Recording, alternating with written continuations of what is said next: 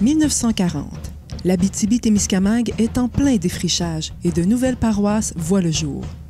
La forêt occupe déjà une place centrale dans l'économie de nos petits villages abitibiens. Dans le bois, le travail est dur. Les colons agriculteurs se regroupent et l'année 1942 voit apparaître les premiers chantiers coopératifs. L'année suivante, le mouvement se poursuit. Et au Nord, ça a été comme les autres, ça a commencé bien petit. À un moment donné, il y en a 2 qui sont fusionnés. 2, puis un autre s'est accroché, 3, 4. Pendant que le mouvement coopératif se développe, la pression sur la forêt augmente. On veut davantage de produits du bois. Et comme il y a plus de monde et plus d'actions en forêt, les feux sont en progression. On voudrait bien faire de la prévention, mais il n'y a personne pour s'en occuper. C'est pour ça qu'on voit apparaître en 1943 l'Association forestière de l'Ouest du Québec. On nomme à sa tête un marchand de bois de Rouyn, M. Sabin Thibault. Il reçoit le support de tous les acteurs de la forêt pour préserver celle-ci des feux. Parce que quand ils brûlaient une partie de leur concession, mais là, c'est des avoirs qu'ils perdaient, ces gens-là. Alors, ça aussi. Puis pour l'avenir, alimenter leur usine, qui était située à Témiscamingue, leur papetière. Et aussi, bien là, les sieurs, eux autres aussi, il y avait, si ça brûlait, un territoire forestier, puis les municipalités, les petites municipalités, eux autres aussi. Parce que si la forêt brûlait à côté de chez eux, bien là, c'était une perte. Dès sa première année d'existence, l'association fonde son premier club 4H. Puis en 1949, elle ouvre son premier bureau à Rouyn. On fête ça en grand durant l'exposition annuelle, avec des feux d'artifice et des concours. Au tournant des années 50, c'est le boom forestier. On compte plus de 200 scieries en Abitibi-Témiscamingue et les permis de coupe sont souvent attribués en fonction des allégeances politiques. Les premières scies à chêne font leur apparition et les camions de transport sont de plus en plus nombreux sur les routes. Dans les chantiers coopératifs, 2800 hommes travaillent d'arrache-pied jour après jour, de la fin octobre à la fin mars. On partait de notre boîte à linge le matin, puis on revenait le soir pour souper. Des grandes journées, qu'il pleut ou pas, on est là. À l'Association forestière, on se dote de 4 objectifs.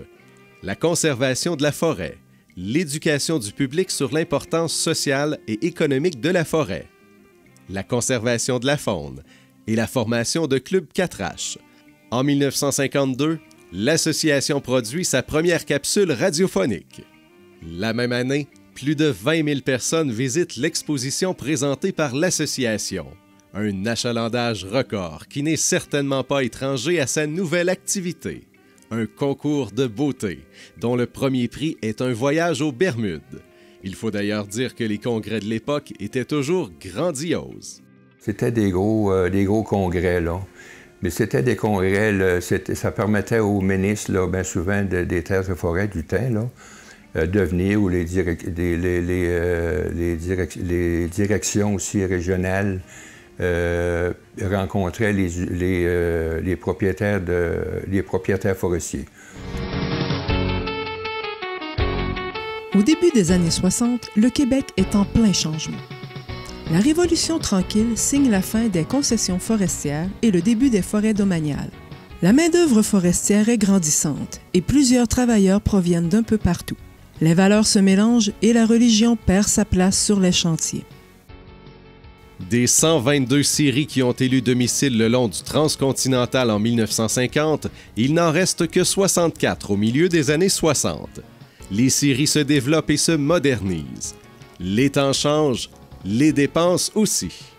Travailler avec un workshop, puis quand on a tombé avec un chien de ça, il fallait en faire un peu plus, on en faisait plus aussi. Mais il y avait des dépenses de chien de ça, là. Tandis qu'avec un cheval et un workshop, il n'avait pas de dépenses. À l'image de la Révolution tranquille, les années 60 se font sous le signe du changement pour l'Association forestière de l'Ouest québécois. On change la mission et la forêt récréative devient une nouvelle préoccupation. Pour faire passer ces messages, l'association passe de la radio à la télé. À l'exposition annuelle, les vedettes se succèdent. Olivier Guimond et Marcel Gamache se donnent en spectacle. Maurice Duplessis vient faire son tour et la NASA y a son propre kiosque. Comme rien ne semble impossible, on invite même un expert suédois pour parler d'une toute nouvelle machine, les brancheuses. En 1966, nouvelle appellation, l'Association du Nord-Ouest québécois. En 1970, la première carte du territoire forestier est conçue par le gouvernement du Québec. En 1972, on ouvre les territoires au nord de Matagami. La nouvelle gestion forestière fait apparaître un concept moderne, l'aménagement forestier. Dans les entreprises forestières, ces changements créent du mouvement. Les compagnies sont moins nombreuses, mais plus imposantes. C'est également le cas des coopératives. Oh, il y avait beaucoup de monde dans les coopératives dans ce temps-là. Surtout ces années-là, il y avait eu un regroupement de toutes les petites coopératives ensemble. Tu n'avais partout les petites coopératives. Saint-Germain, Palmarol, Roquemort, Saint-Laurent, Autier-Nord, Chazelle. Ça s'est tout regroupé ensemble. Ça a fait au début Coopérative forestière Abitibi. À un moment donné, ça a changé de nom, Coopérative forestière du Nord-Ouest. Ouais, là, j'avais, moi, dans l'année 79, là, quand il y a la fusion, là, dans l'automne, j'ai tombé avec 22 équipes conventionnelles. Conventionnelles, ça veut dire des débusqueuses avec des bûcherons. J'avais 22 équipes. On était à deux contremaîtres, puis on avait chacun 22 équipes. Malgré cette période de changement, les coopératives ont toujours leur place. Elles facilitent l'apprentissage des travailleurs et favorisent le travail d'équipe. Bien, au début, il a fallu que j'apprenne. Hein, on écoute ce qui se passe, puis on apprend. Avant de prendre des décisions, on approuve ceux qui sont là. Puis on essaye de comprendre un peu le système dans le but de se donner la main et de travailler ensemble. C'est ça le but d'une coopérative, c'est pas d'autre chose. Les années 70 sont aussi très marquantes pour l'Association du Nord-Ouest québécois. C'est un gros morceau qui se met en place. CIP avait donné le lac Joannès. Il y avait un beau site, là. Il y avait des campements. On a dit on va installer des campements. Et ça aussi, ça a fait partie de l'évolution. Comment on peut éduquer nos jeunes. Ça nous a sauvés parce que là, les écoles ont commencé, on a gardé au moins, même s'il y avait une diminution dans les clubs catraches, mais on a gardé au moins pour les écoles un site qui pouvait, les jeunes pouvaient aller, commencer jeunes à connaître l'importance de la forêt. Signe des temps, l'année 1976 marque pour sa part la fin du concours de beauté. L'affaire des duchesses, ça a été il y avait un petit, je ne sais pas si c'était avec le clergé. À un moment donné, il disait que là, la chair humaine, pour faire la promotion de la FAT, c'était pas c'était l'Association forestière du Nord-Ouest québécois dans ce temps-là. Et après, on l'a changé à la FAT, l'Association forestière de Abitibi-Témiscamingue. La fin des années 70 laisse présager un bel avenir. On relocalise le bureau sur la rue Perrault et on débute la vente de cartes topographiques.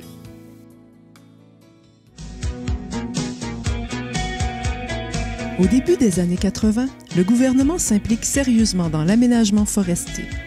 Les bénéficiaires de contrats d'approvisionnement et d'aménagement forestier doivent maintenant transformer leur bois à l'usine qui y est rattachée. La course à l'approvisionnement bat son plein. À cette époque, près d'une centaine de travailleurs sont membres de la coopérative forestière du Nord-Ouest. Le chiffre d'affaires de la compagnie est d'environ 6 millions de dollars. Pour atteindre de tels chiffres, la contribution des travailleurs est vitale.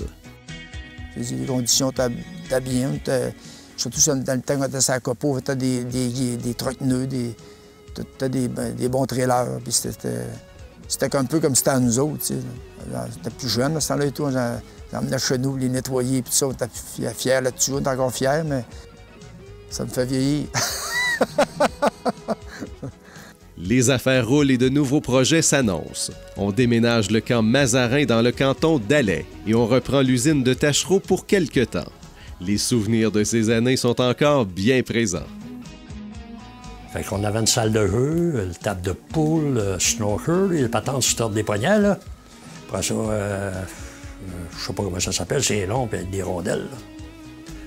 Ça, là, le job était poignet dedans le soir, là, ça criait, ça gageait, puis ça faisait tout. C'était le fun. Avec les voix, oui, c'était le fun. J'en parle encore. Et j'y pense souvent. Pour l'association, l'arrivée des années 80 signifie encore un changement de nom. Voilà l'arrivée de l'AFAT.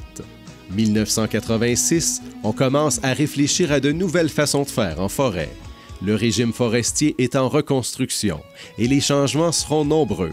Le congrès de 86 se déroule sous le thème « Le secteur forestier en restructuration ». Comme quoi l'histoire finit toujours par se répéter. C'est ça, c'était comme deux mondes, mais avec en 87, il y a eu un renouveau, un changement de régime forestier, puis ça s'est intensifié beaucoup dans les années 90. Là, on a commencé à penser différemment, à être plus intéressé, à voir toute la séquence, là, où est-ce que la récolte forestière, c'était juste une séquence parmi d'autres séquences de l'aménagement forestier. La fin des années 80 est marquée par le début d'une association qui sera vitale à la survie du centre éducatif. Un partenariat avec Beauce Carnaval à Rouyn-Noranda. C'est aussi un nouveau déménagement sur l'avenue du Lac où l'AFAT demeurera près de 20 ans. Au début des années 90, l'industrie du bois de sciage est en effervescence. La production est élevée et les ventes vont bon train sur le marché américain. Les grosses corporations s'installent à leurs aises dans le décor témiscabitibien. La CFNO en profite pour faire des acquisitions. Les contrats se multiplient et la coopérative s'agrandit. Vers le milieu des années 90, la CFNO est la plus grosse coopérative forestière au Québec. Suivant la vague, l'AFAT prend le virage forestier des années 90. Mais moi, je voulais qu'on parle là, d'exploitation forestière, parler d'aménagement forestier, être en contact avec les usines de transformation. Puis ça, c'était mon but. De 1990 à 2004, 2005, là, il y a eu beaucoup d'évolutions en foresterie. Puis c'était passionnant, ça nous passionnait. Ça faisait des discours, des discussions viriles un peu des fois. Là. Dans la population, on sent une nouvelle tendance, la conscience environnementale. Il commençait à y avoir des contestations là, reliées à l'exploitation forestière. Mais vu qu'ils ne connaissaient pas là, tout ce qui se passait en arrière, là, les travaux d'aménagement, tout ça, là, les compagnies commençaient à être ciblées là, puis à être montrées du doigt. 1996, la machine à rumeurs s'emballe. Un documentaire choc sur la foresterie serait en préparation. Dans le milieu forestier, on tente de prévoir le coup.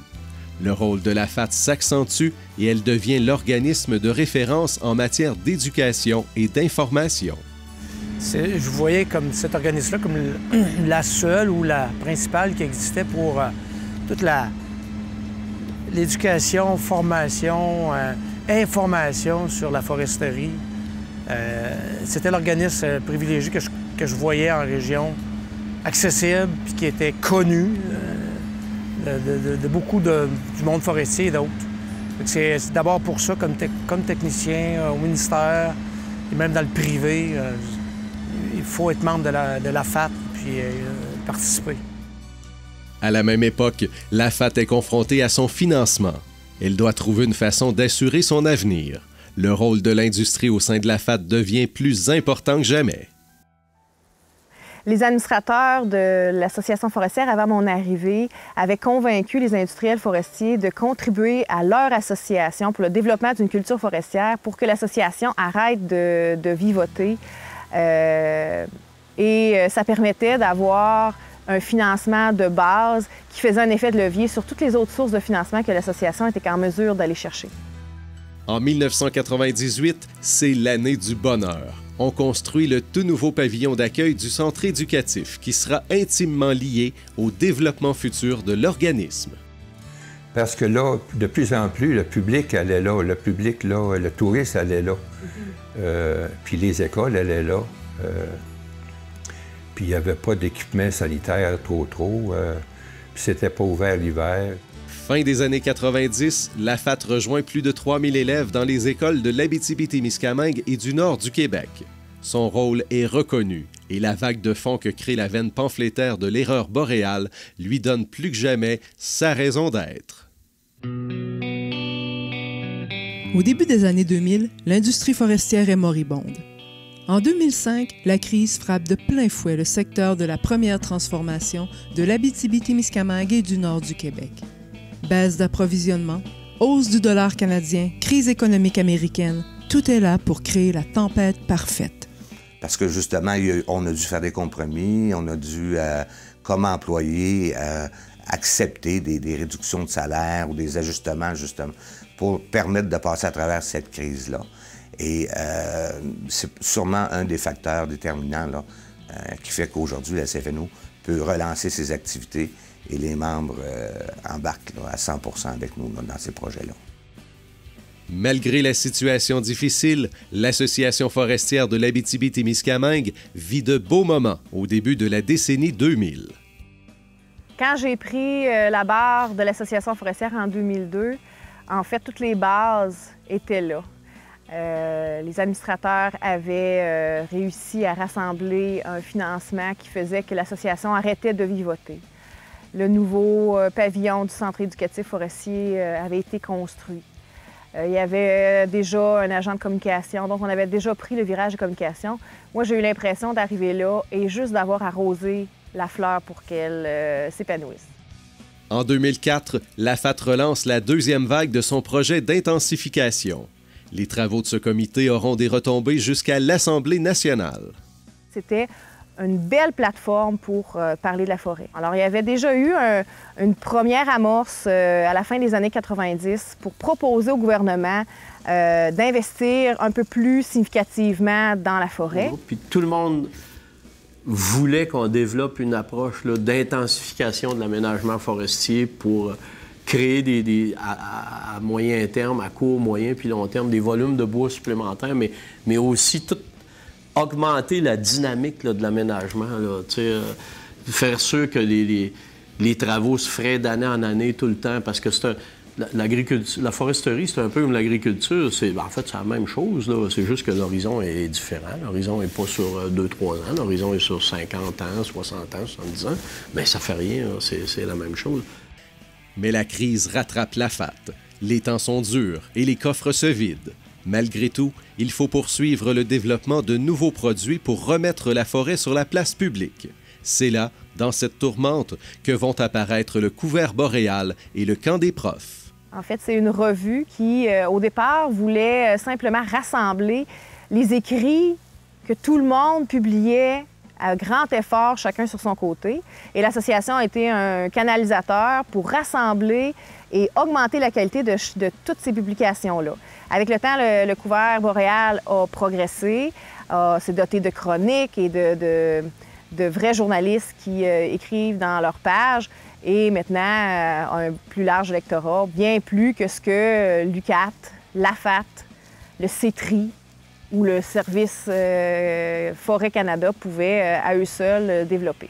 C'est la mise en place du camp Forêt des profs. C'était une idée d'un administrateur de l'Association forestière et le but, c'était d'aller un petit peu plus loin que le programme éducatif auprès des jeunes, mais cette fois-ci, de former des agents multiplicateurs, donc de former directement les professeurs qui, avec la réforme, vous le savez, ont monté des projets et on se disait quelle richesse ce serait si dans nos classes, on commençait à parler forêt de toutes les façons.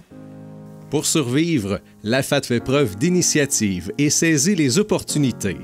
En 2006, elle devient pour la première fois propriétaire d'une bâtisse d'affaires avec Loco Elway. En 2009, elle obtient le mandat de démarchage en construction bois. 2012, elle frappe un grand coup, alors que le centre éducatif forestier, à l'aube de ses 40 ans, subit une cure de rajeunissement et devient le parc Aventure Joannès. d'activité physique, ça se fait aussi dans le bois.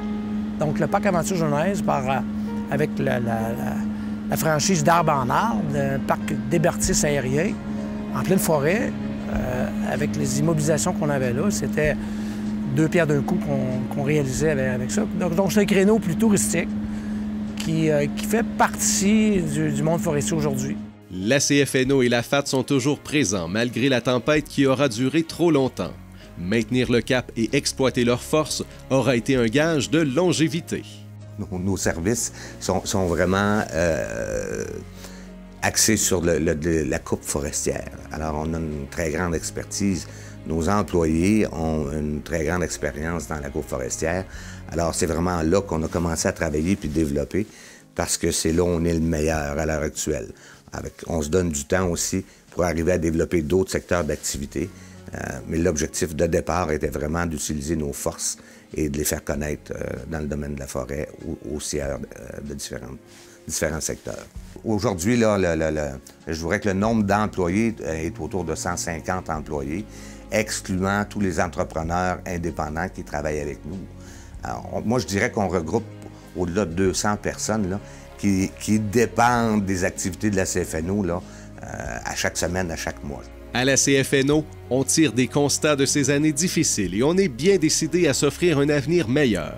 On a compris l'importance de la relève.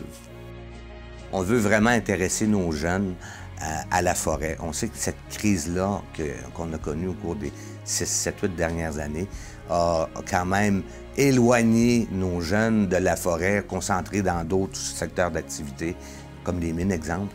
Mais il faut bien penser que la forêt, c'est une ressource naturelle aussi, mais qui est renouvelable.